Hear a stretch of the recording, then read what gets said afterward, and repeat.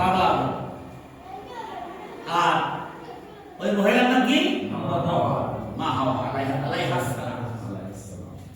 তাহলে ওই দুইজন থেকে আল্লাহ প্রাপ্তি করেছে, মানুষ বানাইছে। ইয়া আইয়ুহান নাস ইন্না খালাকনাকুম মিন যাকারিন ওয়া উনসা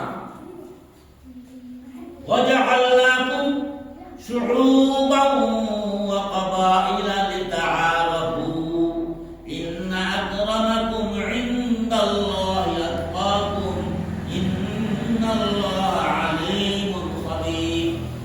আল্লাহ বলেন, বান্দা, আমি তোমাদেরকে একজন পুরুষ এবং একজন নারী থেকে আমি সৃষ্টি করেছি এবং আমি তোমাদেরকে সারা পৃথিবীতে ছড়াই দিয়েছি, গোত্রে গোত্রে, বংশে বংশে, দেশ বিদেশে আমি তোমাদেরকে ছড়িয়ে দিয়েছি। ইয়া আইয়ুহান নাস ইন্না খালাকনাকুম মিন যাকারিন ওয়া উনসা ওয়া জাআলনাকুম শুউবান ওয়া ক্বাবাইল লিতাআরাফু।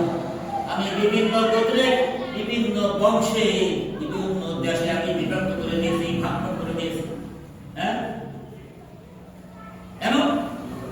আমি সারা পৃথিবীকে তোমাদের হাতে পৃথিবী তোমরা চালাবে, আর বিভিন্ন গোত্রে, বিভিন্ন নামে বংশ বিস্তার করেছে আমি আল্লাহ। একজন আর একজন তাদের চিনতে পারো, আমি এই জন্য কি বিভক্ত করেছি, ভাগ ভাগ করে দিয়েছি, একজন আর একজনকে চিনতে পারবে। এটা আলাদা,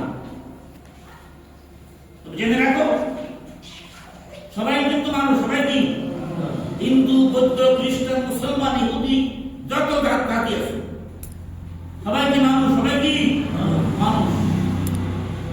সে হিন্দু হোক, বৌদ্ধ হোক, খ্রিস্টান হোক, ইহুদি হোক, যেই দেশের, আমেরিকা হোক, বাংলাদেশ হোক, ব্রিটেন হোক, ফ্রান্স হোক, জাপান, জার্মান, হ্যাঁ, চায়না, পাকিস্তান, ভারত, রাশিয়া, যে কোনো জায়গা হোক, পরিচয় কি? মানুষ। পরিচয় কি? মানুষ। কোন কোন গোষ্ঠী? অমুক গোষ্ঠী। কোন গোষ্ঠী? অমুক। কোন গ্রাম? অমুক গ্রাম।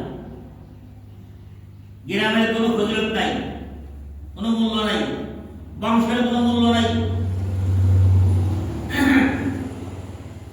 আল্লাহ পাক বলেন, ইন্না আকরামাকুম ইনদাল্লাহ আতকাকুম।